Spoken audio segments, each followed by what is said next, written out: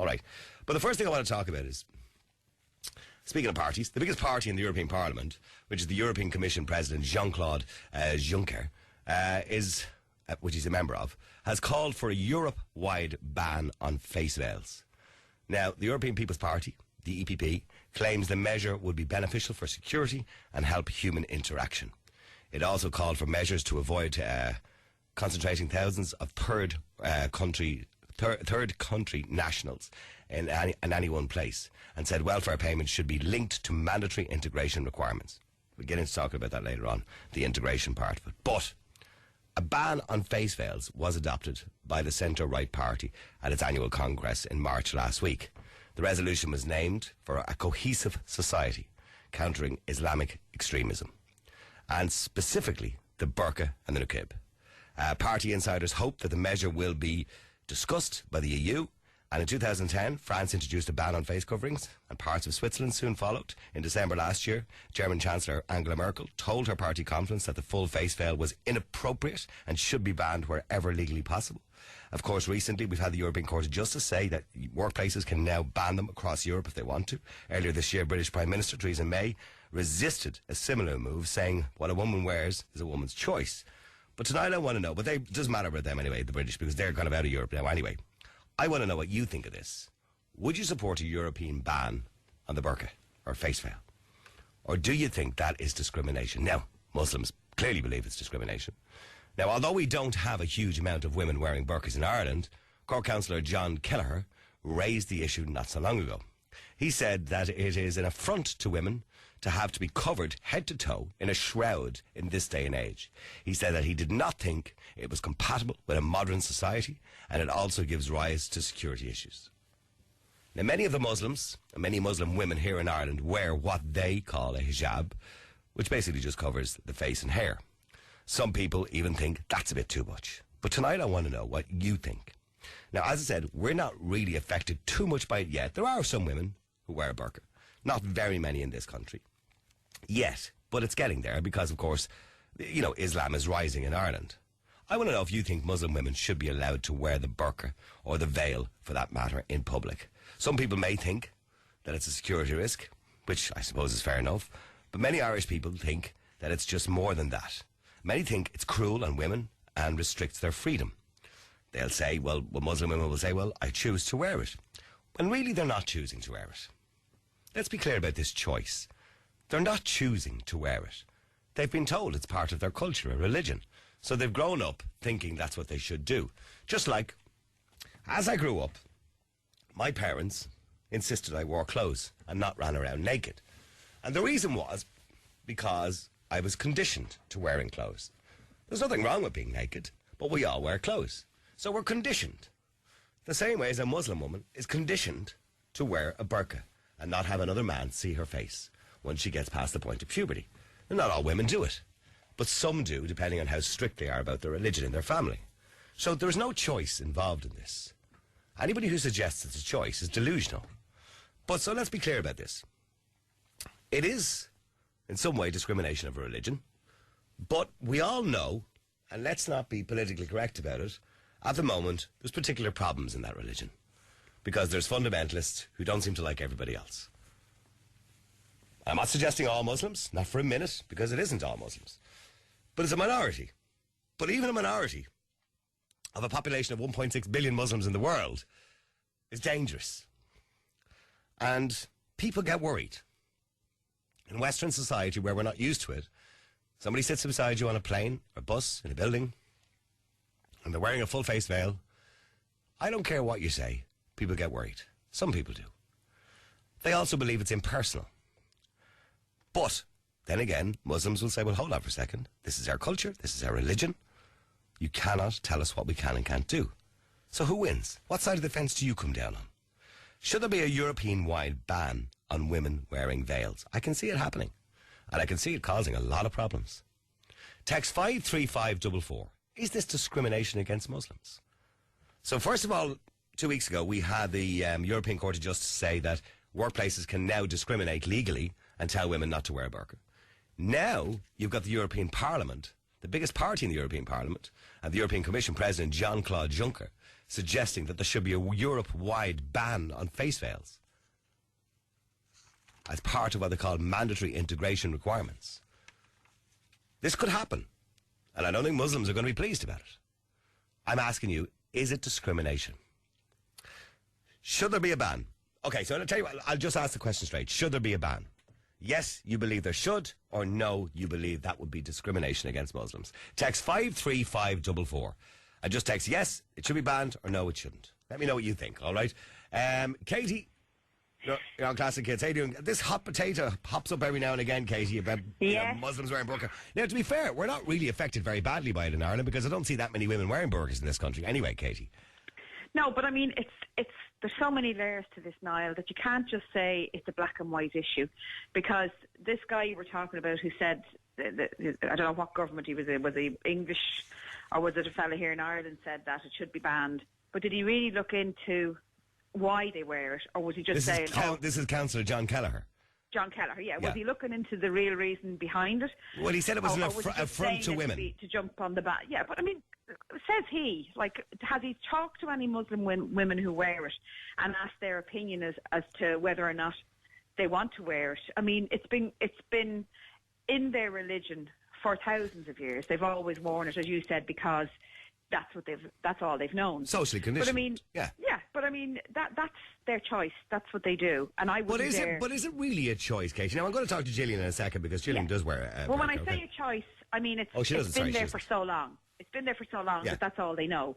But I wouldn't dare, as a Catholic or a Christian, turn around and tell them that I think they shouldn't wear it. Like, for instance, I wouldn't want one of them to turn around and tell me I can't wear a crucifix because... Well, there's a bit of a difference in a crucifix. A crucifix is not covering your face. No, I know that, but I mean, it's been there for years and years, and but we're not. This is Western society, right? And I know. I'm not going to be honest with you, Katie. If I'm talking to a woman and I can only see her eyes, I find it a little bit uncomfortable. I'll be honest. Very uncomfortable, but that's up to them.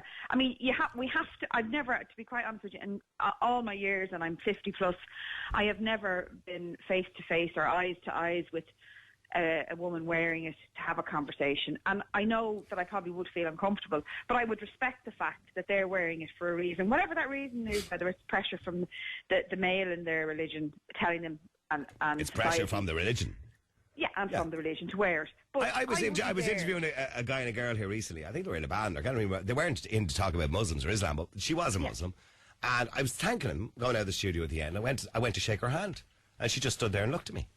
And I went, and your man turned around to me as she walked past, and he went, "She's not allowed to shake your hand. She's a Muslim." You see, and I go, "What the hell is that all about?" But doesn't that just tell you we don't know enough about their religion to know what customs are allowed and what customs aren't? And when you've got the likes of Kelleher standing up and saying it's an affront to women, he needs to have all his I's dotted and his T's crossed before he makes that comment, because he's not speaking for me.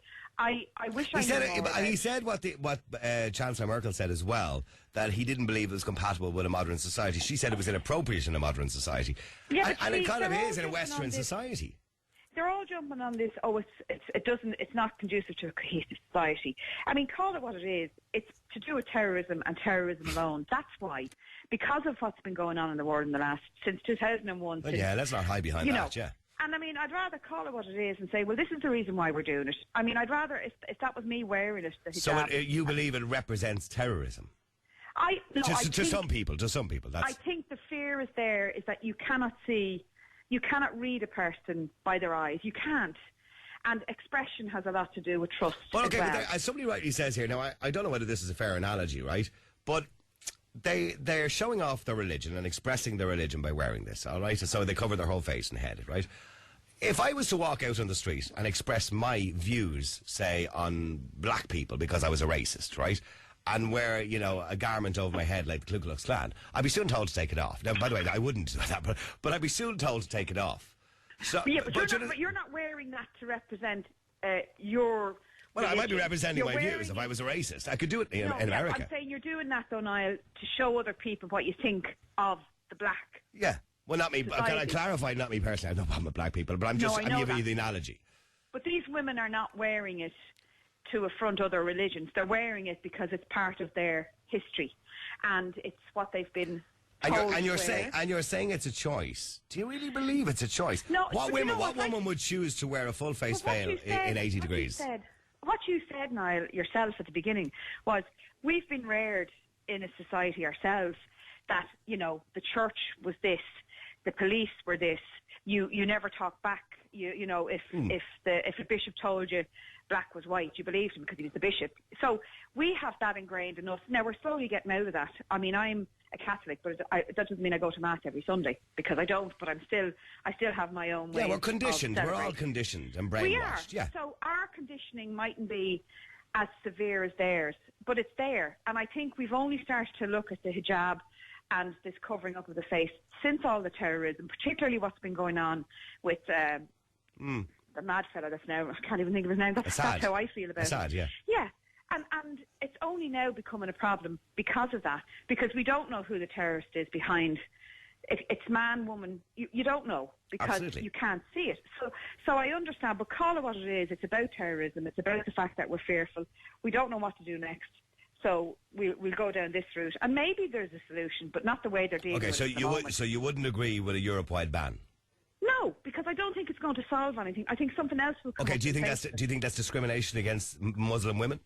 I wouldn't answer that. I think you're better asking a Muslim woman. Okay, well, hang on, but it's difficult, I'll be honest with you, and I've experienced this over the last 6 years, with the exception of one or two callers that I have, to get a Muslim woman to come on the air. I don't know whether they're not allowed or not, but it's difficult to get them to come on the air. But I've had one or two. Don't we have Irish girls who are married into the Muslim faith and who wear it? Yeah, we do. Yes. But they obviously know. They know more about it probably because of the fact that they're Western. Okay, well, hang on a second, because Gillian, you're on Classic Hits. Gillian, Hi. 2 weeks ago we were told by the European Court of Justice that we're now allowed to ban them in the workplace. Now there's a suggestion that we just ban them altogether in Europe. Do you think that's a good idea? Yes, I do. Why? I'll give you an example. The lady before has just said that it's their choice. It's not their choice. They're brainwashed from the time they were able to stand as a toddler. I'll give you an example. A Pakistani man last year stabbed his daughter through the heart, a 3-year-old little girl, because she wouldn't keep her hijab on. That would be unusual for a 3-year-old girl to wear one, by the way. Normally they would ask them to wear them from the age of puberty. Not from a Pakistani. Well, I don't know. I'm not familiar. It's completely different. We have that in England, and it's caused a huge amount of problems. Jack Straw, for instance, the Labour MP, wouldn't have people coming into his department with a hijab because he couldn't read that person. He couldn't. There was no facial expressions, no body language. Exactly. And he said if somebody wants to come in to see him, then surely he should be able to see them by face to face. But that's the honesty of it. I mean, that's what I would agree with. I would find it very intimidating because you can't read a person. It is intimidating. You want to go through some towns in Yorkshire where it's mainly Muslim people who live in the towns, 90%, and it is very intimidating. Yeah, but it is in my place to turn around to any woman who wears it to tell her, because it's not. The next step is clitoral mutilation. Yeah, but how can, as a woman, we have got to show them not to be so downtrodden. But the argument, Gillian, against that is, right, here's the argument against that. You're saying we want women's rights, and I'm agreeing with you, and we don't want women to be downtrodden or oppressed, because women in places like Saudi Arabia are. So they're bringing that culture to Europe now, where women, you believe, are oppressed. But those women believe it's their choice, and you're now telling them, but hang on, you want to now take those rights away from them. Do you understand what I'm saying? Now, I'm not suggesting it's a good idea. They don't know any better. They really don't.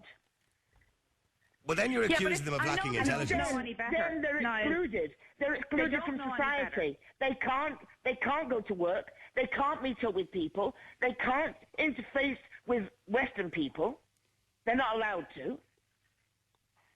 I know. I have experience of it. They don't know any better, but I don't think I have the right to tell them what to do, no more than I would want someone to tell me what I should do or what I should wear. It's not my business. If they're in Saudi Arabia or a whole Muslim country. But if you come to a Western country, they truly have to integrate. If you don't integrate... They have to call it what it is. This is not about a cohesive society and all this bullshit that they're dressing it up in. This is to do with the spate of terrorism that has been going on and the fear of what's coming. That's not just about that. No, that's the main reason. And if they're going to dress it up as something else... Well, let me be clear what the European People's Party have said. The measure would be beneficial for security and help human interaction. If I moved to another country, a Muslim country, I would have to wear something on my head. And I'd respect that. Surely I would. Mm-hmm. But if you come to a Western country, you cannot bring your your values like that to, and try. You nearly tripped there, Gillian. You said small. It's not small values. I was, because something else came into my mind then. It was about a mother and father killing their daughter. Sorry. No, I know. And it was what the judge had said. But what I should say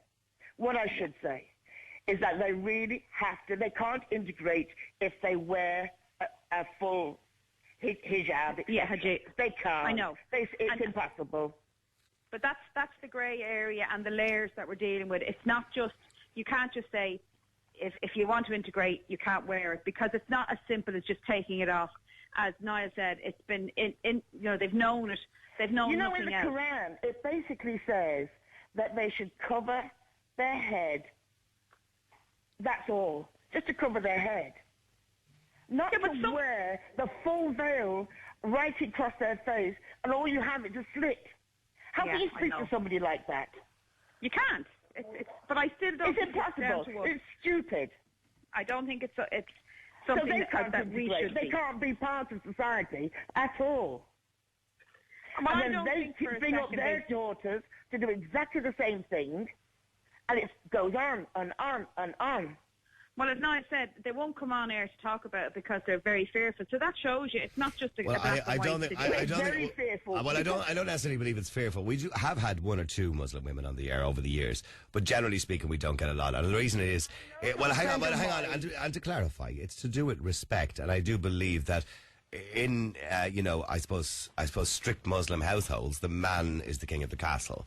And the woman wouldn't go on and, slate her own religion. She's not going to do that. She's not going to come on the air and do that. No. And I doubt I would get a Muslim woman on that would say, I don't want to wear this. No, I mean, there is a risk that they would face the consequence. Because even to come on air to talk in the first instance would be very rare. Not even in the house are they allowed not to cover their mouth. Yeah. No. It's just, it's ridiculous. Yeah, but I mean, again, I would not want someone telling me what I could and couldn't do, because that's me. See, I mean, if we take the legislation here in Ireland in relation to covering your face, the only people allowed to wear, say, a balaclava in this country are members of the Defence Forces or the Special Forces or the Special Ranger, what do you call the Army Rangers, or I think it's the... what do they call those? Special police. I can't remember the name of them. But they're the only ones that are allowed to wear a balaclava in this country. You can't walk into a shopping centre or walk down the street. If I walk down O'Connell Street with a balaclava on, I'll be arrested. You would. Yeah, but yes, I can. If I'm a woman, I can walk down with a full face veil, just my eyes shown, and I can't get arrested because, hey, I'm a Muslim. That's okay. So Katie, it doesn't make a huge amount of sense. No, it doesn't. But I'm saying when it says on the post office, please remove helmets. Helmets. Yeah. Why? For security reasons. Correct. But see, that's what I said, Niall. It's security related. This is not about anything else. I think also you've got to show them a freedom. Yeah. Really, because they are so browbeaten. Yeah. Okay. Well, hold on, both of you there a second. Let me go to Tom. Tom, you're on Classic Hits. How you doing, Tom? Thank you. Not too bad at all. Good, Tom. I don't agree with much that comes out of Europe, but this is an excellent idea. And I'll tell you why. You put your finger on it. We live in an open faith society here in Europe. Now, the wearing of veils, as as done in the Muslim faith. It's about the oppression and control of women, whether people like to admit it or not. And I'll give you an example. I have a sister worked abroad in a Muslim country as a nurse, and she was a highly trained and qualified nurse. Female doctors that worked with her were not allowed to express a medical opinion. She said that she had seen male doctors make some of the most horrific mistakes, and because she was a woman, she couldn't correct them. And their own medically trained women, because they were women, could not correct them. And this type of backward thinking is what has led to this type of ordering of women to cover up.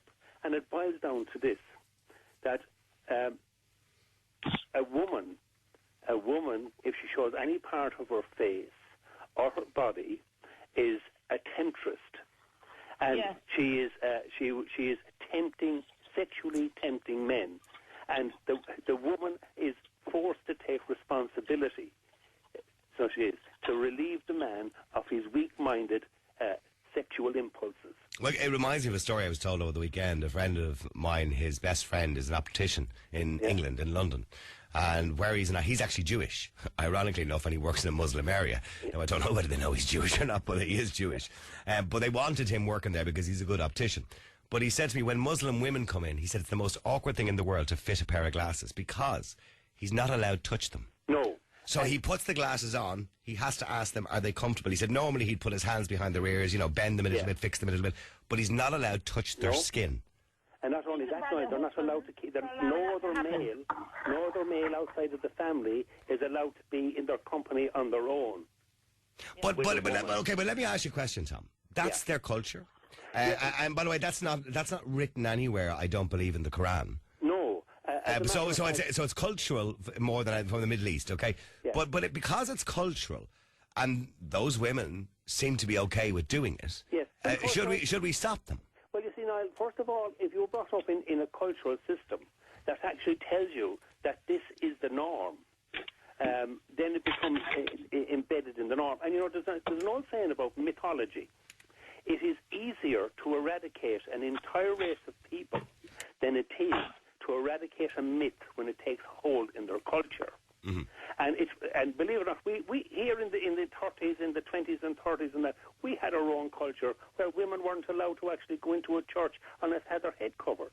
Well, no, my mother wore a scarf all the time. Yeah, and I remember as a little boy when I was going to church, the men had to sit upon one side, and the women had to sit upon the other side and wear scarves. And when the boys became a certain age, they couldn't sit with their mothers, they had to move to the right side of the church.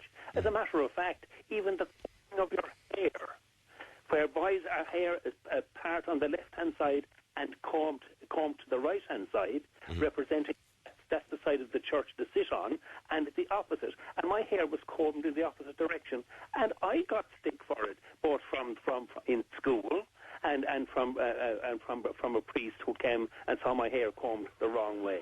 I just got a text from my mate there. It was actually the other way around. He was actually in a Jewish area and he was a Muslim, so he wasn't allowed to touch the women. Yeah, and it's amazing that you come to an open. You put your finger also on it when you said if you walk down Patrick Street or O'Connell Street tomorrow morning and you're wearing a balaclava, you would be arrested. And the defence forces and the rapid response the forces, special units, and that they wear face protection because they don't want to be identified for a terrorist or a criminal attack. That's why they wear it, and they're permitted to do that, and rightly so. But in an open-faced society, and the lady there, another lady said, if I go to a Muslim country or a woman goes, they must abide by their laws and by their culture. It's not. It's strictly enforced. Absolutely, and they do have the Muslim police in a lot of these countries who will go around. Because we had one of the girls who worked here with us for a good while, and her mother and father are from Iran. And she went home every now and again with them, and she said it was a nightmare because she said she couldn't even, on a hot day, 110 degrees, you can't even roll up your sleeves. No. Because if they see skin while you're driving the car, they'll pull you over. And as a matter of fact, my sister told me in the Muslim country that she was actually working in, right, that the Muslim men, because she was Western, and she was only had to cover her head, not her face, going down the streets, committed the most... every day, she said, it was sexual harassment because they could see her face. Okay, well, do me a favour. Stay there, Tom, please. And stay there, Katie, if you can. I'm going to speak to Hassan after the break as well. You can text us at 53544. The reason we're talking about it is the biggest party in the European Parliament, which is the European Commission President Jean-Claude Juncker, is a member of, has called for a Europe-wide ban on the burqa, basically the face veils. And they said the reason is beneficial for security and also for human interaction. Angela Merkel said the same thing last year. She said it was inappropriate in a modern society. We had our own politicians, of our councillor, should I say, Cork councillor John Kelleher, said it was an affront to women. We've seen more and more countries ban them, and now they're looking to have a European-wide ban on wearing a face veil or a full-covered face veil. Nothing about a headscarf. That's fine. Go ahead and do that. That doesn't cover your face. Because of human interaction. We live, as Tom says, where we see each other's face all the time. We live in a Western society where we're used to seeing expressions and sincerity and body language, and they believe this is wrong. And apart from anything else, many women believe this is an affront to women, and certainly it puts women, degrades women in some way. Text 53544. That's 53544. I'm asking you a simple question. Should there be a European-wide ban, or would that be discrimination? Text 53544. This is the Niall Boylan Show. Time to join in the conversation online or on your smartphone. Real Talk Radio. Classic Hits 4FM. Niall Boylan at night is controversial and confrontational and may cause offense to some. Listener discretion is advised. 4FM. All right, keep texting 53544. That's 53544. We're talking about a European-wide ban on face veils or burqas, whatever way you want to word it. I know you can call it an equib and all sorts of things. But we're talking about the one that obviously covers your face where you can only see your eyes. I want to go to Hassan if I can. Hassan, you're on Classic Hits. How you doing, Hassan? Hello, Niall. Good, Hassan. Nice to talk to you again. Hassan, you know, Jean-Claude Juncker has basically said that he's calling for this Europe-wide ban, to be mandatory for security reasons and human interaction. Is he right? Well, it's very hard to answer this question in a yes or no format. And let me answer it this way. Personally, I am against hijab. As a person grown up in Islam and experienced the sharia, I see hijab as a symbol of oppression and male dominance and also cultural invasion. And wherever you see a person wearing hijab, you know that there is a cultural difference here. Mm-hmm. But personally, I don't allow myself to tell my wife or my daughter what to wear, what not to wear. Is your wife still a Muslim? Well, no, she is not. Okay. But when we left Iran, it took her a couple years to get rid of hijab, and we were not even practicing Muslims at that time. It wasn't because I forced her to do that. It was because of her own experience under the Sharia. She had been taught that she is a woman, she is a jewelry, she is a pearl, or she is a meat. She has to hide herself from the aggressive and thirsty male looks. So hijab is good for her to protect herself. So she doesn't tempt men. Yes, exactly, to protect herself against males. So it sees men, all men, as cats, as opposed to meat. And I'm quoting. I'm not quoting. I'm just referring to a mullah in Australia a couple of years ago. He did say that. He did compare women to meat and men to cats. But at the moment, the burqa to Western society, and I'm not suggesting for a minute that all Muslims are terrorists, right? But it is a symbol of terrorism. Because when we see terrorism, we're told about Islam, and these men who say that they're Muslims. And to us, it represents Islam, which is not getting really great press at the moment. Well, I agree that most of, or if not all, terrorism we are currently facing here in the West is coming from a Muslim, some sort of Muslim. But I don't know the relationship or the balance here between hijab and terrorism. But it's a symbol, isn't it? We should check the numbers to see the statistics to see does hijab or absence of hijab contribute to terrorism? I don't think it does, because very rarely women are involved in terrorism. But what I'm saying is, to us, it's a symbol. It's a symbol that we recognize immediately that person is a Muslim. And for many Westerners, at the moment, because of the publicity surrounding terrorism, there's a fear of Islam. So that when they see that symbol, that they think of Islam. There is also the other idea, too, that as Westerners, when I'm talking to you, Hassan, I see your face. I can tell if you're smiling. I can tell if you're happy. I can tell if you're angry with what I've said. I can see sincerity in your face. So we communicate by facial expressions, by body language, and by speaking. And we're missing that vital piece of the conversation, or that vital piece of human interaction. I totally agree with you. But the point is that I have fears that we might be barking up the wrong tree, because these women who are wearing hijab are victims themselves to begin with. And when we attack them, we are attacking the victims. So we are pushing the victims towards their own victimizers. Hang on, Tom. Hang on. Let me ask Tom. Tom, is that a fair point? No. That these women are oppressed and they are victims, and we're attacking them? No, that is not true at all. If a person is a victim, and the person who is perpetrating the crime against them in our society, they have the protection from our society.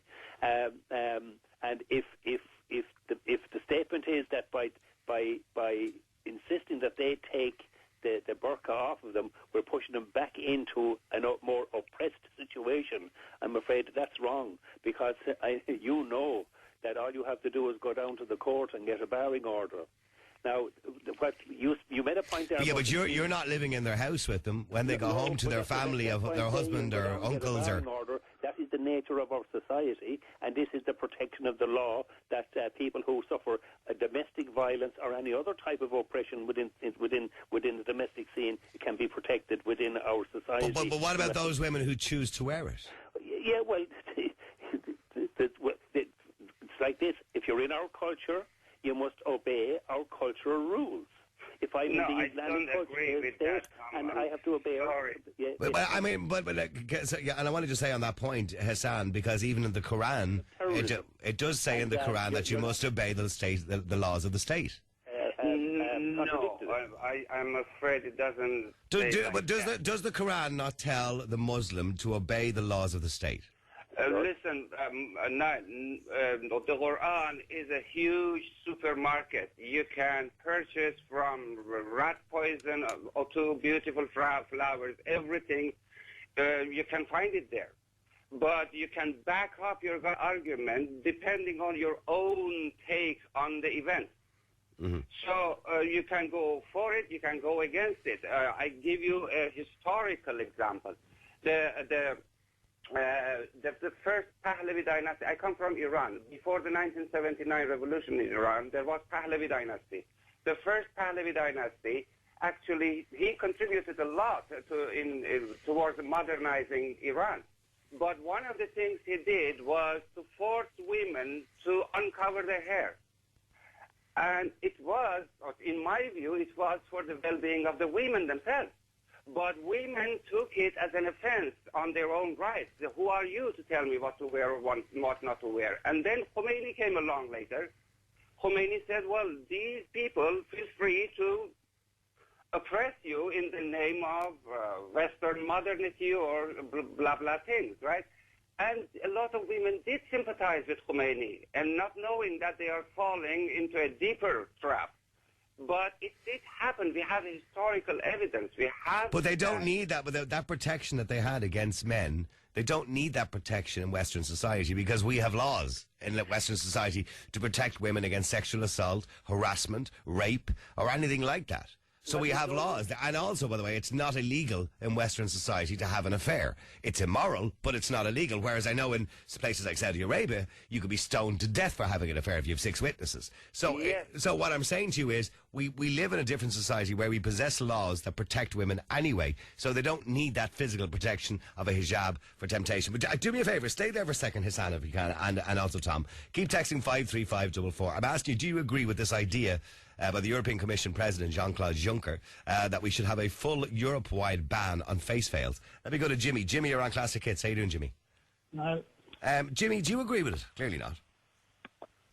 I think that they don't understand what's happening in Europe. They're out of touch. They're terrified now. They didn't see terrorism creeping up on them. They didn't realise how it was growing within their own, with their so-called freedom, and everybody can live as you please. So they got rid of Christianity in France. And I look at the problem, and I see where the Archbishop Ronan Williams in the UK has said that Christianity in Britain is only one generation away from extinction. And if you look at the most popular name in Britain in 2012 was Muhammad. And in all the major cities in the UK, if you look at the reports, they're all 25% near enough Muslim population. So what's happening in France isn't going to happen in Britain. Islam has grown in the UK, and it's going to grow here the same. So nobody can dictate what anybody wears. They want a crucifix off as well. The militant atheists who are running the media and who are running our television station put nothing on for Muslims or Catholics. It's all to do with themselves. Violence imported here from America, glamorizing drug addiction, fornication, sex. That's what we're being fed. We don't want that. The Catholics don't want it. The Muslims don't want it. We don't want that filth for our children. I don't see anything wrong with a woman who wants to wear a hijab, a veil, or whatever she wants. That's her own freedom. These people are normally pro-choice when it comes to abortion, euthanasia, and same-sex marriage. But when it comes to a woman wearing a veil because it's a religious symbol, they don't want it. There is an intolerance to religion among militant atheists in Europe. Do you not think that these militant atheists, as you call them, or the media, as you point out, are more concerned about the rights of women? They're not concerned about the rights of women. That's a misnomer. They are not. They want women to have abortions. They want to put women on the pill. They want to inject young girls at 12 years of age to go out and have sex. Wants to give them. This is something that none of you militant atheists don't want to look at. Muslims are offended by this. Catholics are offended by it, and we can't do anything because we're shouting. So are you offended? Are you offended? Are you offended that the European Union would suggest this Europe-wide ban? I am, yes. Because I can see where it's going. It's an intolerance. This has nothing got to do with Islam. This has got to do with Christians. It's got to do with religion in general. Islamic people are good living people. They follow their faith, but the only problem is now that they're being associated with terrorism in the same way that the Irish were being associated with terrorism in the UK, and that is wrong. You have to separate the Islamic faith. There's a big difference in the IRA now and ISIS. Let's be clear about that. Yeah, but hang on, there's a huge difference between the IRA and ISIS. The IRA concentrated their efforts on Northern Ireland and England. The ISIS don't seem to concentrate their efforts on any particular country. It's anybody goes. Anybody who doesn't like them. They say now that some of this terrorism being carried out is being carried out by intelligence agents, like what the IRA and Steak Knife and Diesel bombed London. The IRA claimed responsibility. It's well known that British intelligence bombed London. So I don't know what you want to do about terrorism, but if other people make money from this terrorism, they use it to spend arms. Okay, well, let's not go too deep into that. Let's get back to what we're talking about. Was this let the Muslims, let's integrate with Muslims. Let's understand. But how can you integrate with somebody when you can't even see their face? It's not about. I meet several people with the burqa. It doesn't bother me. I don't see it as a terrorist outfit. I don't. See I didn't say you saw it as a terrorist outfit. But do you find it uncomfortable to try and speak to somebody? I don't. In my lifetime, I've lived among Islam. I'm not going to say where, but I lived among them, and I found them a good living people. I'm not suggesting they're not. British born, the ones born in Europe are the trouble, not the ones coming into Europe. It's the ones who are born here. They have issues with being European, and that's the problem. Okay, Hassan, do you agree with that? That's what the mosque is teaching them, because they are growing up in the wrong country. Again, back to that point, you have to put controls on the teachings of the mosque. Well, for controlling these jihadis, if you like, or these women, if you see as a terrorist. I don't see these personally. I don't see these women as terrorists. I never said that. Mm-hmm. I don't know what this gentleman means by saying, well, the militant atheists are attacking this or that. No, we are seeing something. This is coming from, I come from an Islamic background myself. This is coming from an Islamic background. Who else can we talk about? We cannot talk about North Korea. We don't see the North Korean suicide bombers in Europe. Who else should we talk about? They have abandoned. What's happened is there is an attempt to airbrush Christianity out of Europe, and that's why Islam. That's why this Wahhabi is coming here. They see us now They see Europe now as a ground. If you look in London, over 500 churches have closed in London, and in the meantime, 423 mosques have opened. Well, and that's only in London. Listen. The church had 2,000 years to create a prosperous society, and it failed. It's not our fault that the church is losing its market. It had 2,000 years. It didn't do anything positive. Women were burnt alive for witchcraft. And they still are. No. Listen, please, don't blame others for your own mistakes. The same thing is happening in Islam. The entire Islamic region, the countries, are suffering for a lot of things: poverty, undereducated people, a lot of things. But they are always putting the blame on the outsider, on the Westerners. It's your fault that we are... Well, we can talk about Ireland here. No, I don't accept that, because I come from that background myself. I don't accept that argument. Well, Jimmy, Hassan is from Iran originally himself. We have to look at the media. Look at our television station. We have got, for the amount of Catholics and Christians living in Ireland here, and nothing on for us. Look what they're putting on the television on Good Friday night. To thwart Catholics, to thwart us. A song and dance on Good Friday night. That's given the two fingers to us. We have what do you want on the television, which has, and let's be clear, it's a national television station, and I don't want to go too deep into this, but it has to appeal to everybody. And not everybody is a practicing Catholic. Half the country are probably reasonably religious, if it's even half the country. On St. Valentine's night on television, we saw Ryan Tubridy handing out condoms. Many people were offended by that. If you want to complain about it. If you're offended, complain about it. I have no doubt I will live to see the fall of RTE. I will live to see RTE, RIT. Okay, all right. Well, you're wandering into another topic again. Then we talked about RTE today, so let's stick to the burqa. Stay with me if you can, Jimmy, and I want to go to Ali if I can, because hang on, Hassan, hang on. Ali, you're on Classic Hits. How you doing, Ali? Hi, Niall. How are you? Good. Where are you from, Ali, originally? Originally from Morocco, Niall. Okay, so Morocco. So what do you think of this idea of a Europe-wide ban on the face veil? I'm really against it anyway. Fair play, Jimmy. I really agree with all Jimmy said, because Jimmy is a real Christian person, a real believer. And what the European now Parliament or that councillor, what they try to do now is they try to ban all the religion. Okay, today the veil, tomorrow maybe hijab. We have to ask the woman.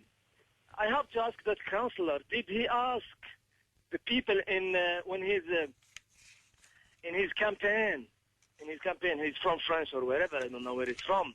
In his campaign, did he ask the people that he want to ban or that he want to go to the parliament and ask them to ban the burqa or not? I mean, burqa has nothing to do with the terrorists. If we are talking about the terrorists, the burqa has nothing to do with it. And we have to ask the woman. It's not me. It's not me as a man who. So we are going to the wrong direction. About the are you a Muslim, Ali, yourself? I am. Okay, and are you married? Of course, yeah. Okay, and does your wife wear a veil? No, she wear a hijab. Okay, and your children? Do you have any daughters? No. They. Okay. I mean, they're. We have to know one thing, Niall. We live in Europe, and forget that I can't force my wife or my daughter to wear something that she didn't like. That we live in Europe. Okay, but you're saying you okay, but you're saying you can't force her. One okay. call to the guard or one call to the health. The one of the officers, they come to my house straight when they kick me from the house. No one in Europe will force his wife or his daughters to wear something where she don't like. But they do. But hang on, but they do. It's depending on who you're talking to. You might be quite liberal about the whole idea, but there are many Muslims who are not. They're fundamentalists. You know, they're. If she don't like it, Niall, it's very easy, very simple. She just if she forces her, it's very easy. She just take a quick phone call, and that's it. And end of story. But if we are talking about the terrorist, Niall, the veil has nothing to do with it. Leaving aside the terrorism that we see on TV every day and the reason people have this kind of fear of Islam, and some people do have a fear of Islam, okay? But leaving aside that, this idea, well, hang on, this human interaction. That's that one. That's why the Islam is the growest religion in the world now. we in Europe, we have about nearly 40 or maybe 50 million Muslims live in Europe. Mm-hmm. So how you explain to me that we have a fear of Islam and every year grow mosque? How you explain to me that and forget the Muslims? Well, hang on, just because a religion is growing doesn't necessarily mean it's a good thing. It's not about the good or bad things. We are not by the way, I want to clarify that 95% of Muslims are good, peaceful, happy people, but there is a 5%, probably more according to American intelligence, who are fundamentalists. So why we try to use the same branch like? But I mean, but hang on, minorities are dangerous. If you've got 100 people and 5 of them are dangerous, how many people did it take to take down the Twin Towers? It only took 11 people, wasn't it? How many people does it take to kill whatever it was, 50 people in France? How many people did it take to drive a truck that went through another 60 people in France? One person. It only takes one person. We're all against that, Niall, I know, absolutely. I'm not saying you don't. We're all against all that. But there is an act, and against that act, we have, it's a big discussion, Niall. Those people, they commit that suicide bombing, they think what they did because some other country, they use their aircraft to kill their own people, maybe in Syria, in Iraq, in Afghanistan, where blah, blah, blah, all those countries. And he feels that's only the way he could cause a damage as well, even we are all against that. For me, they are all terrorism. It doesn't matter what you are using. Are you using the aircraft or you are using the suicide bombing? You're all the same. If you are using the aircraft, you kill 1,000 and 1,000. And if you are, and same things, they are all fucking the same, but we are talking only about the Islam. We are not talking about the others. Okay, we're getting back. I don't want to move too much off the subject, okay? So you believe it's discrimination against those women to take that right away from them if they want to wear it? Okay, well, let me go back to Hassan. Hassan, is that a fair point? You have to ask the woman. Well, yes, generally yes, but you didn't let me finish in the beginning because although I do believe it's the right of the women to decide what to wear, what not to wear, but I don't think it's their choice. Most of the time they are forced to do so, and most of the time this is a symbol, as you just mentioned, you mentioned yourself. This is a symbol. It's an advertisement for their religion. And this gentleman, Ali, who says Islam is the fastest growing religion, and stories like this, you see, listen, what is the birth rate in Islam? They promote it. The supreme leader in Iran, a couple of years ago, he said, we have to increase the population to 150 million. And 30 years ago, we had 35 million people. Now we have 80 million, and the supreme leader wants to increase it to 150 million. Why? Because they want to increase, and people like you come online and boast about the population. And that's all bullshit. All what you are saying is bullshit. That's increasing and is increasing. That's all.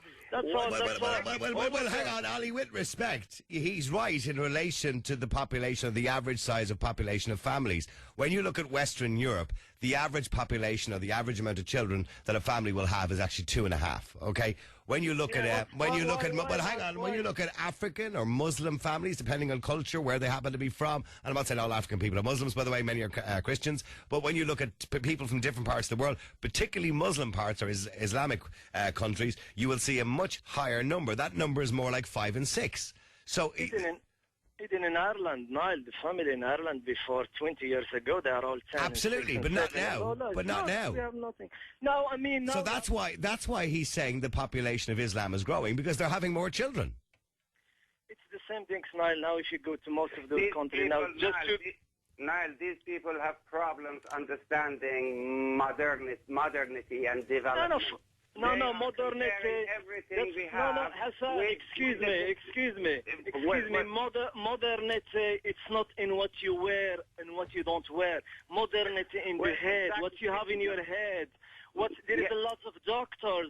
She wear a veil and she's a doctor. There is a lot of scientific and she wear a veil. There is nothing to wear or modernity. It's not I have to wear a bikini that Hassan will be happy. And now he'll be happy or someone will be happy. We have to give the people the choice to wear whatever they want. Exactly, we have a choice. Okay. Well, hang on. On that note, okay, Ali, hang on. Okay, so Hassan, hang on, Ali, for a second, just one at a time. The choice. choice. Don't tell me the choice. Go tell the Muslim leaders across the Muslim world that it is the choice for women to wear what they like. Go there if you dare and come back. If you are still alive, we'll have another discussion online here. About what? He said, if you want to go and tell the Muslim leaders in Saudi Arabia that it should be a woman's choice, come back and tell them what they said to you if you're still alive. So talk about me. I come from Morocco, and lots of Irish, they go to Morocco and they say the way we are living. If you want to wear a hijab, you wear it. If you want to wear a burqa, wear it. If you want to wear a bikini, wear it. That's the way. That's the way. But Ali, if you're telling me that there isn't women who fear not wearing it, you're delusional. No, maybe. And I'm telling you, Ali, there are Muslim women who have no choice and feel that they have to wear it, otherwise they fear their lives will be in danger. You're delusional if you don't believe that happens. No, I won't tell you, Niall, no. Maybe. It could be. I won't say. I don't know what's behind the door. Not maybe. He's comparing a secular Islamic country with a country where the sharia is applied. Okay, in Iran again, before the 1979 revolution, the country was Islamic, religious, but there was a secular king in power. Women were allowed to wear or not to wear. Yes. So I mean, when the Sharia was applied, then it wasn't a choice. We have to listen to Hassan to show to me what to wear, what not to wear. Yeah. We have to listen to you and tell me or tell my wife or my daughter or someone what to wear and tell the women in the world, no, you have to wear a bikini because I like the bikini. You have to wear a jeans. No, that's not the way.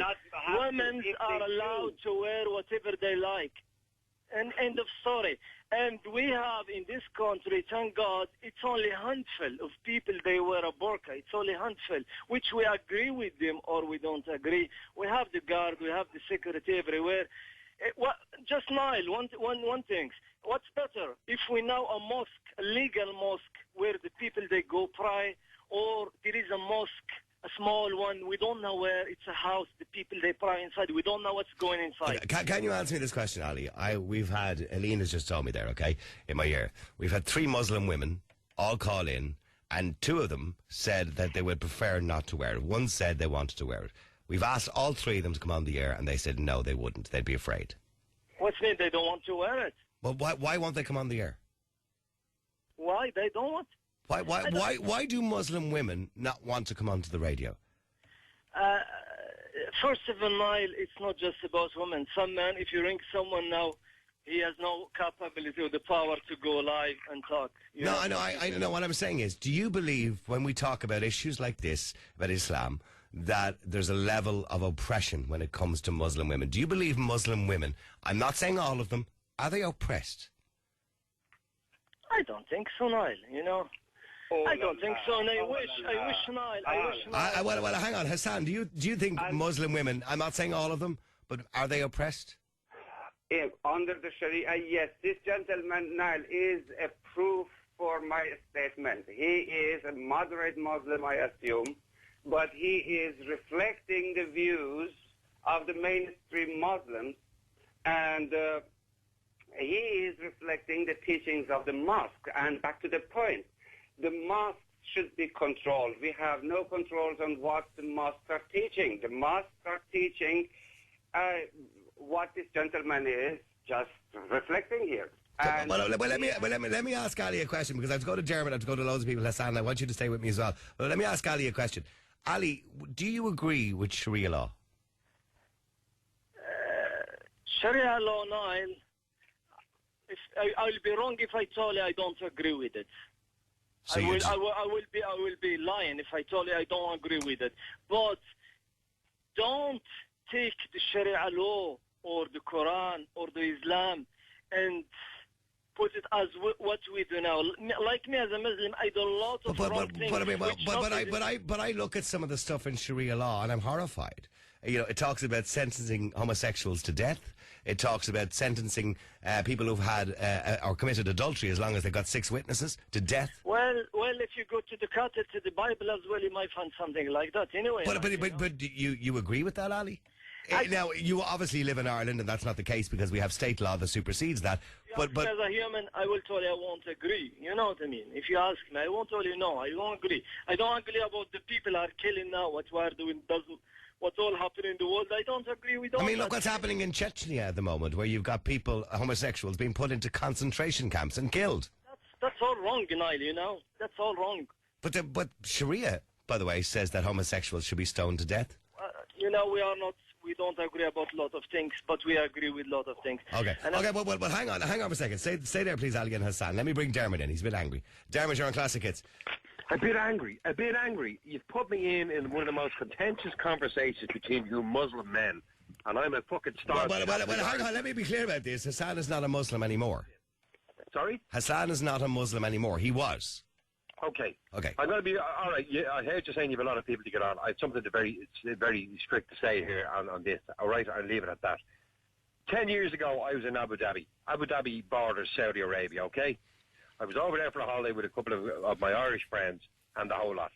And at the weekend, the border crossing from Saudi Arabia to Abu Dhabi was absolutely, the hotels, everything was infiltrated by, quote-unquote, Muslim men from Saudi Arabia who come into Abu Dhabi, drank their fucking heads off all weekend, and fraternised with prostitutes because I happen to be in the clubs. The clubs are all over Abu Dhabi. Prostitutes left, right and centre from all over Africa and Europe and the whole lot. So, and they were infiltrated left, right and centre by Muslim men from Saudi Arabia. The most obnoxious fucking bastards that God ever put on two legs, the way they treated the women. I saw it with my own eyes. I knew that I got the full story on it. And these are the guys that call themselves staunch Muslims, Muhammad, and no drink and no fraternising and the whole lot.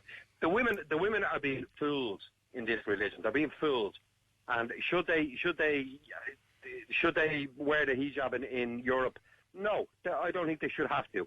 And am I comfortable? Am I comfortable as an Irishman, having watched TV when I was growing up in the 60s and 70s and 80s, and you see Kabul and you see, as that man said, in Iran, the whole lot, all these thousands of women walking down the streets, and all you can see is their eyes. And then suddenly I go down the South Circular Road in Dublin.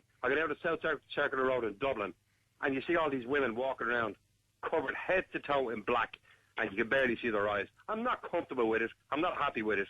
And I think it's a fraud of a religion. And what I saw in Abu Dhabi 10 years ago proved it to me that the men in the Muslim religion, not so much the women, the men are fucking frauds. So they're telling so they're telling the women and the imams one thing. And then they come across the border from Saudi Arabia, one of the most staunch fucking Islamic states in the world. They cross the border, and they fucking. But hang on, there are many men who do respect Ramadan, for example, and who don't drink, and who don't fraternise women. You know, there are many Muslim men who do that. Now, I know the ones you experienced didn't, and that's why they came to Abu Dhabi to do that. Yes. You know, sorry, Ali, you want to say something there? Sorry, Ned. Ali, let Ali respond to that. Basically, Ali, what he's saying is many Muslim men. Are frauds. As I told you, Niall, don't take the religion, doesn't matter Islam or Christianity, and what we do or what I do as a Muslim. I do maybe lots of bad things, which it's not the Islam. It's not in the Quran or in the Islam. What those people come from Arabic side and do in Dubai, they do the same things. If you go to South Spain or in Morocco as well, or in Tunisia, they'll do the same things. Mm-hmm.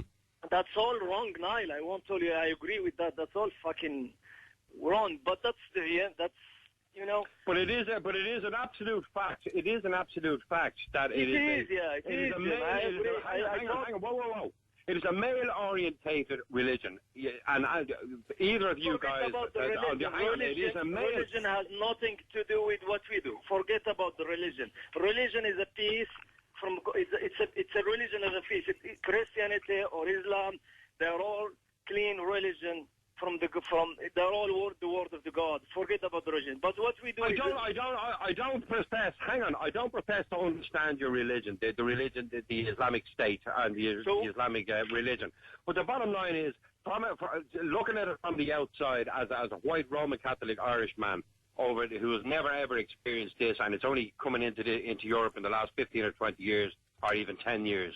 I don't understand. As far as, if you want my view on it, it is an absolute male-orientated religion where the women are fucking down on the ground and they are, kiss my fucking arse, I'm the man, I'm the hairy chest man with the medallion on, I walk around in 100 degrees of sun and get the sun on my body, but you fucking cover up and all you show in 110 degrees of sunshine is your eyes. It's a lot of absolute hogwash, and it has no place in Europe, and it most certainly has no place in Ireland. So, I mean, what do you do for the women you have here in Ireland? They choose to wear that, like. They choose it, like. They choose it. Like, those women we have in Ireland here, they choose to wear the No, they do not. They do not choose it. That's the whole argument that we're having tonight. Why most of them Did you ask them? Did you ask them? I think they're hardly going to tell you anything else. Exactly what Niall said. Are they going to tell you? Is anybody going to turn around to you and say, listen, we live in Europe, we live in Ireland, Niall. I mean, why they because Ali, they believe they have to. Simple as. It's called harassment. It's called pressure. Well, I don't know about harassment. I believe it's the way they've been conditioned. Hold on a minute, Niall. Don't be so. No, it is. It's the way women who have come from countries like Iran or Morocco. At the bottom of the line, Niall, everyone is entitled to wear whatever. Well, I agree with you. When you talked about a bikini earlier on, and jeepers, some of the bikinis I've seen, you might as well be in the nude. But in saying that, we are talking about something that covers your face. There's a bit of a difference, Ali, in covering your face. Yes, maybe me too. I won't be comfortable seeing a woman with that, but she chooses that, Niall, you know what I mean? I don't like it. I mean, I was away on holidays. I was in Florida, and there was a guy, and I think he was with his sister, his wife, and a couple of sisters. There was about 3 or 4 of them behind him. Maybe they were all his wives. I haven't a clue. But in any case, he was in his shorts and his T-shirt, as Gemma rightly said, flashing off his hairy chest and his muscles. It was 115 degrees. They were going into a water park, right? And I met them. I seen them again inside in the water park. The women were in the lazy pool, which goes around the whole water park, in a full black gown in the pool with a burqa on. And 115, it's called a burkini. Yeah, I think that's what they call it. It's in 115 degrees. So tell me, lads, where's the logic in that? One of you two guys tell me the fucking logic. Well, Hassan won't give me any logic. I mean, it's not I can or I can't, Niall. It's not my business. That's not related to me, Yeah, but do you really believe that woman would choose to do that? You know, she chooses. Well, Hassan, sorry, go ahead. Ali, if it is not your business, you are online. Yes, I'll be in line. And defending the woman. If it is not the woman, I love a Muslim woman to come online and she defend herself. Okay, well, hang on. Sorry, go ahead. Ali, if you're sitting in your home and having your prayer or having a cup of drink, whatever, then yes, it is not your business. But you are here and you're saying it's not my business. But it is your business. What are you doing here? I told you the woman, she's the right to wear whatever she feels she's comfortable in it. And that's it. I agree with you. Even if I even go further, I say it will. We should be very arrogant as men to sit and talk about what women should wear, or should or should not wear. We should be very arrogant even to discuss this. We don't have women online and talking about what men should wear. And the reason. Hang on, can I say something there? The reason it's a lot of men on the line talking about it is... There was 2 women at the start of the show. Because no women will come on. And the reason no women will come on is because the Muslim faith, and correct me if I'm wrong on this, but the Muslim faith is 99.9% men, and what men want or what men believe in, and it's absolutely 0.0% what women want. Women want. It's a male-orientated religion. End of conversation. Would you agree with that? Yes, I agree with you. Yes, exactly. Ali, you don't agree with that, no? No, of course I don't agree with them. Of course. Well, Hassan was a Muslim. Hassan was a Muslim all his life. If you told me that you just go to I don't know where are you in Dublin or in Cork, you just go for one of the hospital, you might meet a Muslim woman with a just let me finish. She's a doctor in one of those hospitals in Dublin, and talk to her. Tell her why you wear hijab or why you wear the veil. I mean, I don't believe. So you don't believe it's a male-dominated religion, not population-wise, but opinion-wise. You don't believe it's a male-dominated religion. You don't believe the man is superior. No, I don't believe that. And women are second class. The woman. Well, Hassan, from your experience of Islam, because you were a Muslim for many years, do you believe that women, generally speaking, not all the time, but are in Islam, are second-class citizens? Yes, of course, we do have hadith sayings of Muhammad himself. We do have verses of the Quran that do say... give us one of the verses. Yes, give us one of the hadith about the woman. Give us, please. Okay. No, it's not just in general... Okay, well, you've asked him a question. Let him answer it. Okay. In the Quran, in chapter 4, the Surah An-Nisa, it says that women should be obedient to you. If they are not obedient to you, give them verbal warnings. If they don't listen, if they disobey again, separate your bed, and if they continue to disobey, then force them, punish them. Yeah. This is in the Quran. In the Hadith, there are... Okay, Ali, to me, that suggests that women are second-class citizens. Okay, Niall, if they are... Well, you didn't answer that. You asked him for proof in the Quran and Hadith where it said that. He's just told you and you've nothing to say. Spare with me to answer. If they are a second-class citizen, or as a human we put them as a second-class, maybe in Ireland in 20 or 30 years ago, women maybe are a second-class citizen, maybe. And... That has nothing to do with the religion. We have to agree that the religion... But it has, because I could give a comparison here in Ireland 60 years ago that, the marriage vows, and some people still use them, are honour and obey. And many women were basically told by the Catholic Church, 50, 60 years ago, to honour that. That women were told, for example, when they were working in the civil service, as soon as they got married, they had to give up their jobs. They had to stay at home. They did what their husband told them. The husband made the money. He brought it home to his wife. And if she didn't do what she told, she got a good hiding. So, we have the same things, Niall, we have the same things as well. Okay, so Hassan, realistically, that happened in Christianity too. Yes, you see, I don't want to disappoint my Christian friends here online, but I have to say this is historical fact. What do the historians call the 1,000 years of history when the church has absolute power? The Dark Ages. Are you talking to the Dermot here? Okay, the Dark Ages. They call it the Dark Ages, when the church, which called itself the representative of God on earth, failed us. It failed us. We cannot change the history. It is history. Okay? Now, a similar thing is happening in Islam. Now, if you're talking to me? Well, yeah, sorry. Okay, what do you want to say, Dermot? Quickly, go on. Is that chap talking to me there about my Christian friend? Yeah, well, yeah. Yes, I am not defending. Hang on a minute. I'm not defending any religion because I'm not religious.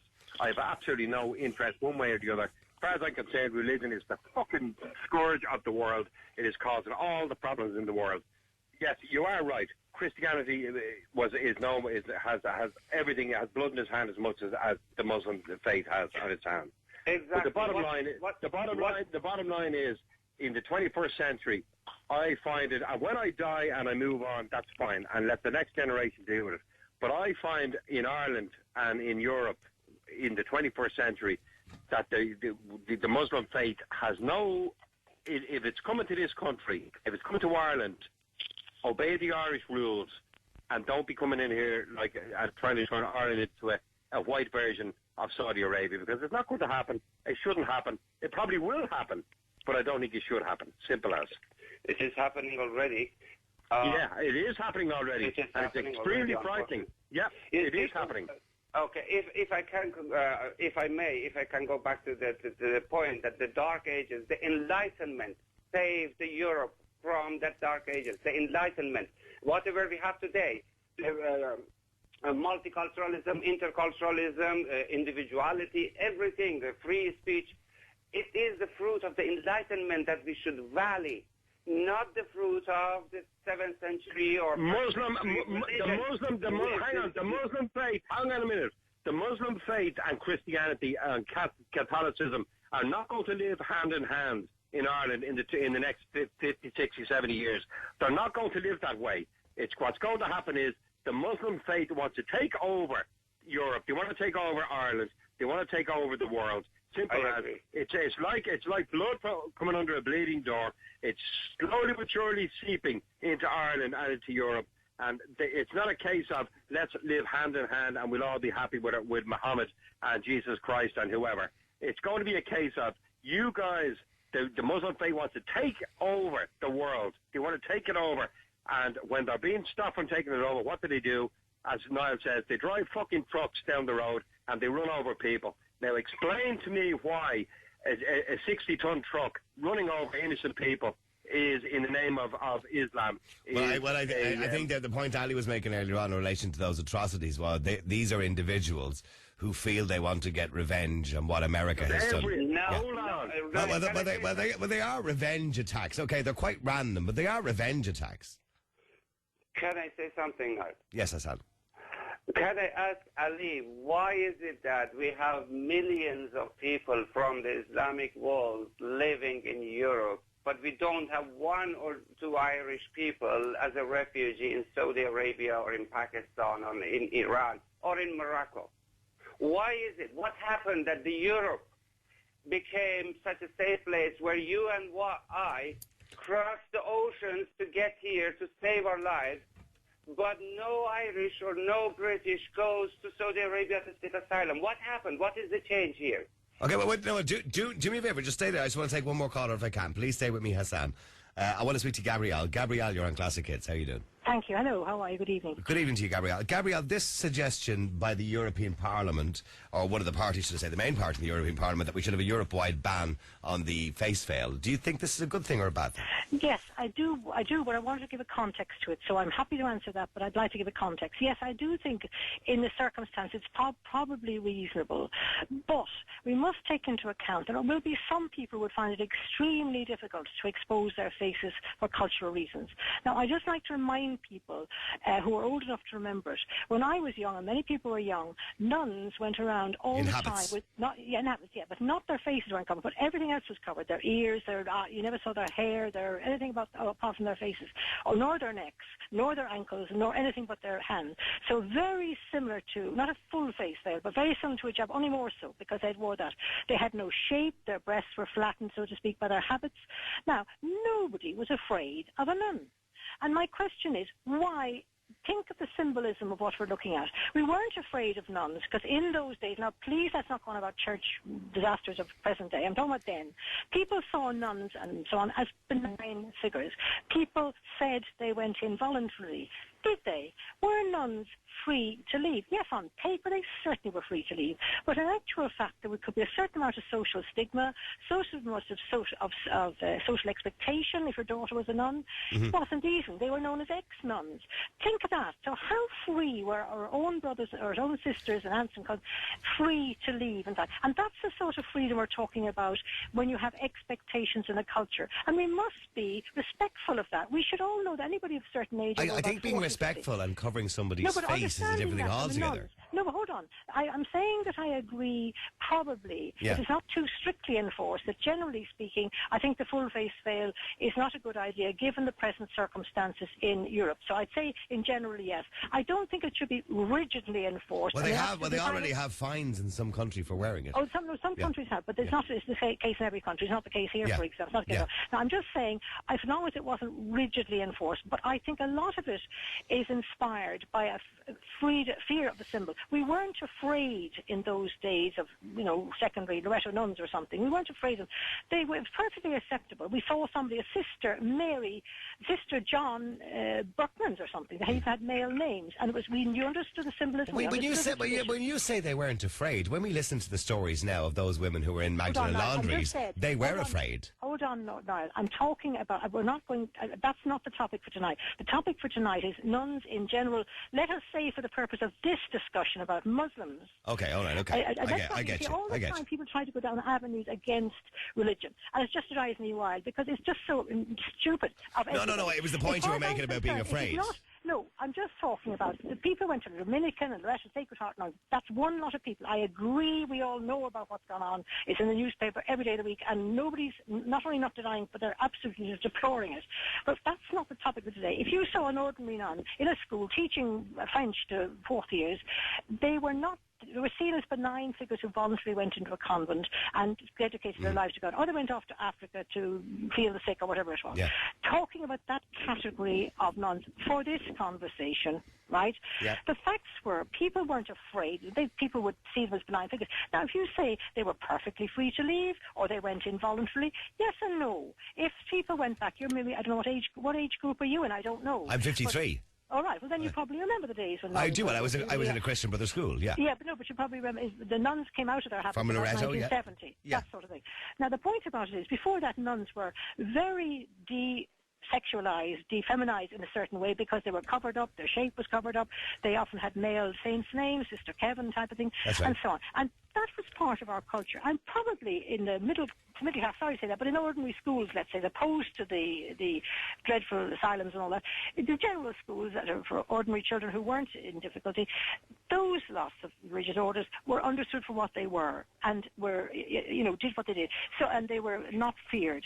So we understood that symbolism. What we don't understand is the symbolism of what the Muslims stand for. Now, I happen to have lived in Pakistan. I've lived in the Middle East and I've lived in Egypt for 6 months, and I've just finished 3 courses on Islamic philosophy, theology, so to speak, and I've also done a master's in interfaith studies.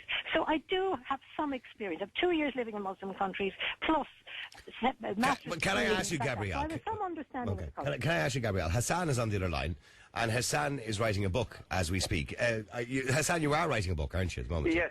Okay. On what? Hassan was a Muslim. He's not anymore. And basically he will say that Islam is evil. It's not a peace, and it's not as peaceful. It's not a peaceful religion. Right. I think Hassan said he was from Iran. Did he? He did, yes. Iran? Yeah. Right, okay. Yeah. Now, when people, what got me to ring you up, and frankly, it doesn't suit me to ring you up, but however, I've got so annoyed, because people said that everybody, all the women in Muslim countries, have to wear big long clothes. That's by and large true in 2 main countries. One is Iran, which is extremely strict, and a Shiite strict nature, and the other one is Saudi. Now, some of the Gulf states, I never were one from another. Some are more strict than others, and a few of them are, and a few of them aren't. But the main countries, the biggest countries, are Saudi and Iran. They are not typical of many other Muslim countries. They're the extreme form of it. So it's like talking about, Irish Catholicism in the 50s or something, say all Catholicism all over Europe was the same. It wasn't. When I went to a young child of 18 years of age and so on, to be au pair in a family in Italy, they couldn't get over the Catholicism in Italy. It was nothing like Irish. Kids were going down to bikinis, and people went to Mass occasionally. They wouldn't go to church unless they could cover themselves up with jackets and stuff. I couldn't believe people rather miss Mass than have their arms uncovered. I mean, the idea of it couldn't. So Ireland was kind of 30 or 40 years behind them when it came to religion. Behind or ahead. Yes. It was different now. Yeah, different. Don't think of everything as and you've been extremely derogatory about the whole notion of religion. You said we're all being indoctrinated, haven't we? And then we said, oh yeah, ha ha ha. Well, we have been indoctrinated, Gabrielle. Did your parents indoctrinate you? They did, yeah. Hold on a second. Did your parents indoctrinate you? Well, hold on. Well, you asked me a question, I'm answering it. No, I haven't finished it yet. There's a comma there. Okay. Did your parents indoctrinate you to eat your food with a knife and fork?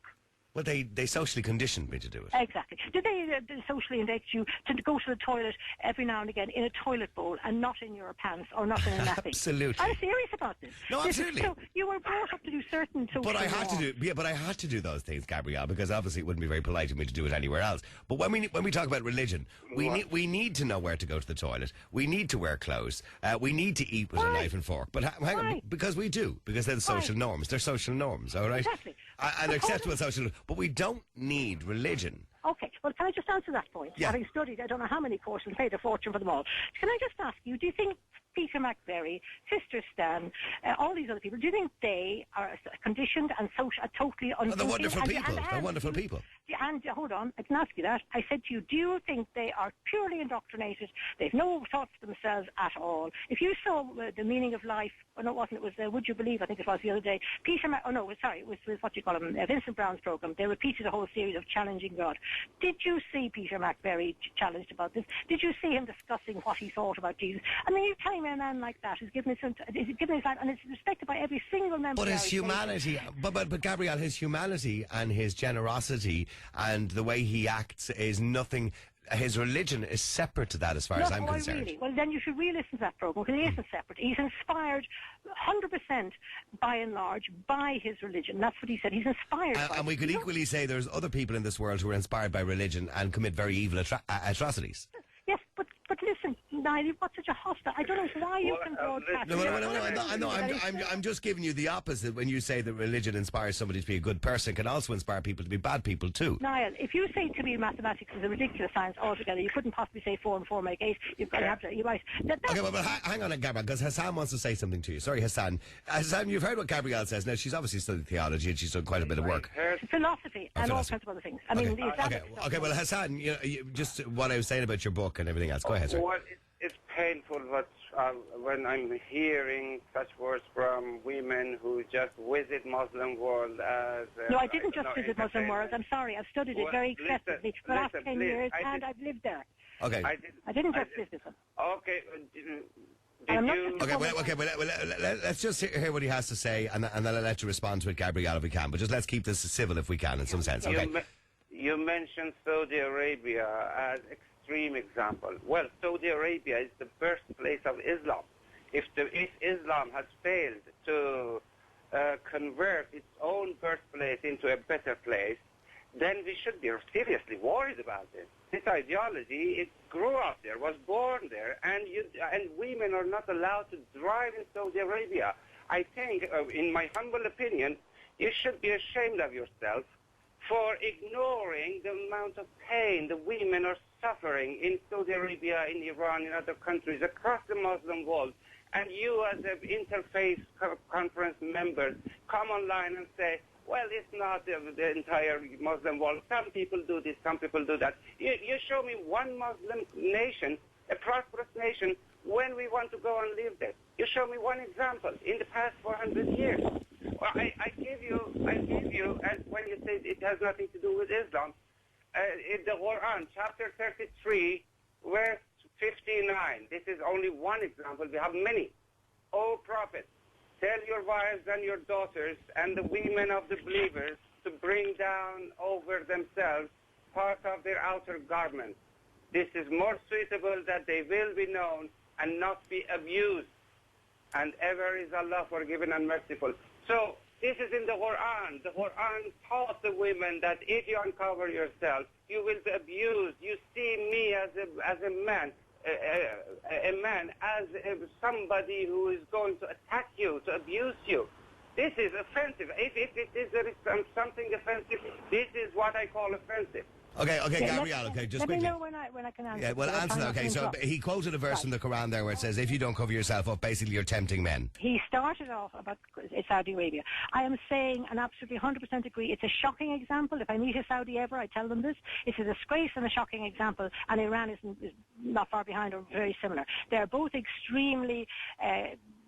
severe and... But it is the birthplace of Islam. Hold on. And yes, of course they are. But I know the Vatican isn't the birthplace of Christianity. That doesn't mean... It should be better, but in fact it isn't. And there's many... That's absolutely true. So I agree 100% with that. Disgraceful, terrible, and in my view, not representative of what should be the spirit of Islam. As regards verses of the Quran... Can you answer his other question very quickly? I'm going to a break, Gabrielle, and I do want to keep you there, by the way, because I want to speak to a girl in a few minutes who is a Muslim woman. She's 19, and she wants to express herself. But can you answer the question in relation... He asked, could you give an example of a Muslim country where you believe Islam works? Oh, no, he didn't. He said, I thought he said where he respects other people, like Christians. I thought that's what he said. No, he wanted an example. He said, you mentioned, obviously, the extreme cases where you believe it didn't and women were oppressed, like Saudi Arabia and Iran. He said, give him but you said there were many other Muslim countries. He said, give him an example of a Muslim country. Again, I will give an example as long as I'm allowed to give the context as well. I would think, now, obviously we've had ISIS recently and civil war recently, but before the civil war, before ISIS and all that, say 20 years ago, whenever it was, and Syria too, I think Syria and Iraq weren't bad examples before the present situation. But remember, virtually every single Muslim country, almost everyone, had dictators and rulers imposed by us after the First World War and the Second World War. The whole Ottoman Empire was dismantled, and we, the West, put in their rulers and decide who could rule them, who couldn't. The same is happening in Egypt, has happened recently. That's a lot of the aggro within Islam and Islamic countries politically is because we have dictated who their rule should be, and we in Ireland know very well about that sort of thing in our own country. So that's the context in which they're very furious with us.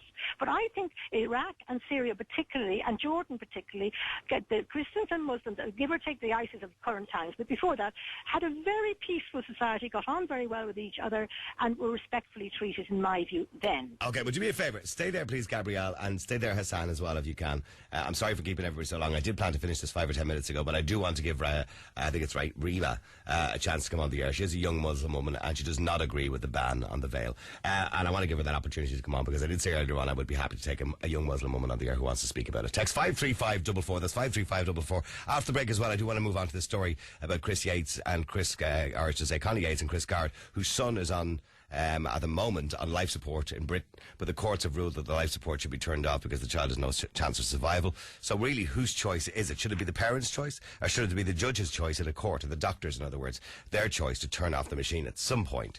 Should the parents always have that decision to make, or should it be the courts? Text 53544. Is your blood boiling yet? Call Niall now. 1850-410-494. The Niall Boylan Show. Classic Hits FM. Gareth O'Callaghan in the afternoon. You've a chance to win a gorgeous break at Lyrith Estate, located minutes from Kilkenny City Centre. The ultimate in luxury and relaxation. Lyrith.com. The Guinness Pro 12 final takes place at Aviva Stadium on Saturday, May 27th. You can win tickets here with us all week. And listen out for your phone to ring. If you're registered, remember the words Bonjour Classic Hits. It could be any one of us ringing you. Join me Wednesday. I'll chat to you just after 3. With the Tesco Community Fund. Over €2 million donated to local causes chosen by you. Classic Hits. 4FM. Imagine a sleek new mobile in your hand. Is this any mobile? Or is this a Virgin Mobile with added oomph? Now go be that data demon with unlimited calls, texts and data for just €5 a month. Get those mates rates, guaranteeing Virgin Media customers the best deals, and feel the heat of what's hot right now with the latest, greatest smartphones. Get your teeth into mobile with added oomph at virginmedia.ie. €25 per month after month 5. SIM-only offer available to existing customers. Unlimited applies to national usage. Ends 31st of the 5th, 2017. Fair usage policy. T's and C's apply. Blah, blah, blah, blah, blah, blah, blah, blah, blah, blah, blah, blah, blah, blah. Do you ever feel like you can't understand or trust the people that repair or sell smartphones, tablets and computers? It's like another language. Not at Techstar. At Techstar, they speak your language. Plain, simple and trustworthy. For reliable smartphone, tablet and computer repairs and sales, visit Techstar. In-store at Dock Road Galway, Henry Street and Castle Troy Shopping Centre Limerick, or book your repair online at techstar.ie. Techstar. Honest, straightforward, simple. Looking for a new job but tired of online searches? Jobs Expo Dublin is the careers event that brings together a host of national and international companies all looking to speak to candidates like you face to face. Come meet them at Crow Park on Saturday 22nd of April and discuss jobs, training and employment opportunities. Attend our seminar zone with a full day of exciting talks and get free career advice from qualified professionals in the Career Clinic. Find out more and register for free admission at jobsexpo.ie. Jobs Expo Dublin returning to Crow Park on Saturday, April 22nd. Don't miss it. ACCA students, you can enroll now for your ACCA at City Colleges. Did you know all our classes in Dublin City Centre are also streamed live online throughout the country? And they're also recorded, so you can quickly catch up at your convenience. Register now at citycolleges.ie. City Colleges. Professional education. Did you know that 90% of all breast augmentations are from an A cup to just a C cup? When choosing River Medical, you can rest assured that you are in the safest, most experienced and trusted of hands. Unrivaled, unlimited aftercare and a commitment to achieving the best results for you and your body. To arrange a private and confidential consultation, call us on 01 662 9106 or visit rivermedical.ie. River Medical. Confidence in cosmetic care. Niall Boylan at night is controversial and confrontational and may cause offence to some. Listener discretion is advised. Also, by the way, keep texting in relation to that. The couple in the UK are said to be devastated after a court ruled in favour of doctors to turn off the child's life support machine. It's an 8-month-old child and they suffer from mitochondrial disease, which is a rare genetic condition. It has damage to the brain, weakness, muscle weakness, etc. There is absolutely no possibility of the child recovering or essentially living a life at all. And it's believed to be the 16th person in the world to be diagnosed with this ultra-rare genetic condition. But doctors said, look, there's no point in keeping this baby alive. It's torture. It's cruel. It's wrong. And the parents said, no, we want to keep the baby alive. So they took a case to court. And the judge decided, no, turn off the machine. And I'm asking you a question tonight. Do you think the judge made the right decision? Or should the parents be the ones that make those decisions? Probably comes down to money as well, to be honest with you. Text 53544. Please stay there, Gabrielle and Sarah Hassan. I do want to speak to Rima. I'm assuming I pronounced that right. Rima, is it? Yeah, that's my name, yeah. Rima, you pronounced it perfectly, Niall. Okay, thanks very much. Rima, this idea by the European Parliament, by the President, this is Jean-Claude Juncker, that he wants to bring a Europe-wide ban on face veils.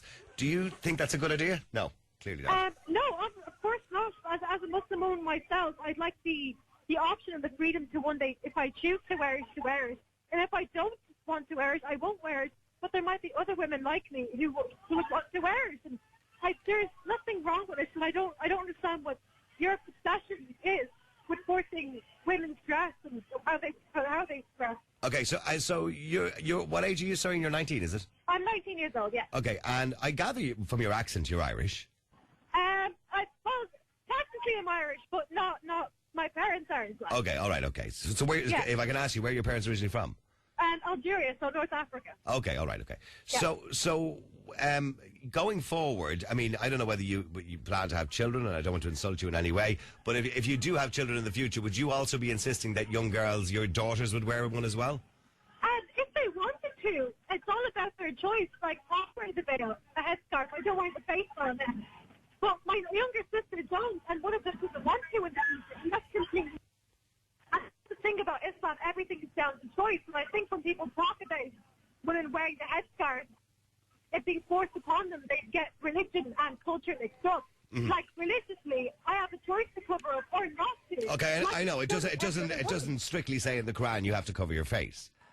Well, no, it doesn't. But if anyone wants to go the extra mile, they can. Or me personally. Why do you do it? I know you're on a busy bus at the moment. Yeah, quite a busy bus now. I know. Why do you do it? Is it because you feel you have to because it's part of your culture? Why do you wear it? Well, as a Muslim, it's like a belief system. So if I believe in one thing, I wouldn't want to practice one aspect of practicing the whole faith. So for me, like, becoming a Muslim and practicing my faith, wearing the headscarf was part and parcel of it. And I wanted to wear it to symbolize my faith. I have friends who are Muslim and are just as good Muslims as I am who don't wear it, and they just simply don't want to symbolize it. And what sort of reaction when you're out in public? Are you out in public at the moment? Right. So are you wearing it at the moment? Pardon? Are you wearing it at the moment? Yes. Yeah, I'm wearing it at the moment. Okay. So what sort of reaction do you get from people when you walk into a shop and you have conversation with people? Do you find is there particularly at the moment with the current atmosphere, is there a fear? Well, it depends. Like, there are people who don't even see the headscarf anymore, who are like, just they look at me and they know me for me, whereas other people won't recognize the headscarf and kind of have preconceived ideas of the type of person I am. So they'll talk to me a certain way and say, oh, do you speak English? Or, and I can speak English perfectly. Or at the moment, I was at the Gael Talk last week. I'm doing primary school teaching in St. Pat. Okay. So I'm at the Gael Talk, and some people haven't met a Muslim before and don't really know how to react. And so are you wearing that when you're teaching in primary school? Are you wearing that in the classroom? I do wear it in the classroom, yeah. Okay. And has there been any reaction from the parents of those young children? Have they said... The parents have been completely fine accepting in the school that I went to my places now. Okay. But even the kids themselves, they're completely okay with it. Okay. And that's just kind of so innocent of kids. For other people, you'll get comments sometimes, let's say, when you're out and about, and you kind of hear them. No one will say to your face, but in the background, oh, there goes Taki, or oh, there's a Salmon's wife or something. And they are hurtful, but it's the odd few, and I wouldn't like to judge the general. See, I did say at the top of the show that if I was having a conversation with you, which wouldn't be like having a conversation, say, with Helena outside. I can see the expressions on her face when I'm talking to her. I can see when she's smiling. I can see when she's unhappy. I can see when she's sincere. Yeah. But when I'm talking to you, I miss that. And that's part of what Western society is, isn't it? The facial expressions, but I do understand, and I'd agree with that now. But, like, from like, my experiences of women that do want to wear the face veil, it's not that they can't communicate. They can still communicate perfectly, and they can communicate verbally. I think if someone wants to cover up, that's their own decision. And, like, no matter what way it affects you, as long as they're law-abiding citizens, so let's say if they're at checkpoints or at the airport, and they got a passport check or whatnot, and the women I've talked to are perfectly fine. Would you take your veil off in the airport when you're asked to? Yes. I wouldn't take my headscarf off, no. But, like, I let them search me and everything. I think I'd have a right to, like, keep my clothing on, just like someone else would have the right to keep their shirt on. Okay, but would you keep your face covered? I don't have my face covered now. Oh, okay, all right, okay. But if I did, and I've worn the veil before, I would want someone to respect us. But also, I'm intelligent enough to, like, respect the law as well.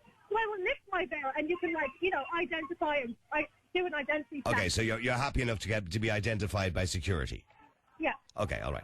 Okay, well, listen, thank you very much, Rima, and I'm happy to have you on the air tonight. Sorry, Gabrielle, do you want to make a final point before I finish? Do. That lady just now, Rima, I thought she said all along that she never wore a face veil. She might sometime in the future, but she didn't now. And when you said were the parents happy with that, I've heard of many cases of Muslim teachers teaching in Catholic or non-Muslim schools. I don't know if many parents would be happy with that. Hold on. She definitely said, if I heard it correctly, several times, she did not wear a face veil. I think you're confusing the two. She did, hijab yeah, is a head face, no, head absolutely, covering, yeah. like a headscarf. Now, I can't imagine any parent finding that in any shape or form, but very attractive in most cases and very artistically done. So all I can say to you is I've never heard of anybody in modern times. I did my thesis on the integration of Muslim children in secondary schools. I did do it about 10 years ago, it's true, but I keep an ear out for what's going on. And I've come across several Muslim teachers doing teaching practice and such like in ordinary Catholic or Christian ordinary schools, and I can't see anybody could possibly object if somebody wore something on their head. I've not come across anybody wearing a full face veil. Okay. That's a niqab, N-I-Q-A-B. Yes. It's different from that altogether. And I think you want to be really careful when you're talking about that. You're terribly clear what we're talking about. Because if anybody objects to a headscarf, that's one thing. A full face veil is another. And well, hang on, because I do want to let Hassan have the final word as well. Because I have to finish it up. Hassan, go ahead. What do you want to say finally? Thanks, Nat, for having me on your show again. I say it's everybody's right to wear or not to wear anything they like. It's not my business to talk about it, as long as those who wear do not demand special privileges. Can I mention to you too, Hassan, before you go, when do you plan to finish your book? Well, because if I remember rightly, Ibrahim, the last time he was on, said when you did publish this book, that your life would be in danger. Well, again, Niall, I have fear, but I'm not a coward. I have experienced something. If I don't find it... Salman Rushdie said he wasn't a coward either. Yes, but our children will have to pay a heavy price for that. We have to tell the truth, or what we think is the truth. This is what's written by the Muslim historians about their own prophet. It's not me talking. Salman Rushdie didn't invent the satanic verses. It was part of the original biographies of Muhammad. It was there. So the satanic verses, Muhammad gave them a verse today, and the next day he came, or a few days later he came, and said, no, Satan told me that. So Salman Rushdie didn't invent... Well, look, when you do bring out your book, please let us know, and you can come in and chat to us about it, all right? Sure. It is 79 wars so far I've counted, and I am about in wars number 9 or 10. Verse, yeah. So it's a long journey, and in 10 years' time, Prophet Muhammad has launched 79 wars on what he called infidels. Listen, thank you very much indeed, Hassan. I appreciate you coming on the air again. Okay, let me move on to this next topic if I can, because a lot of people already texting in relation to it. Now, this couple in the UK are said to be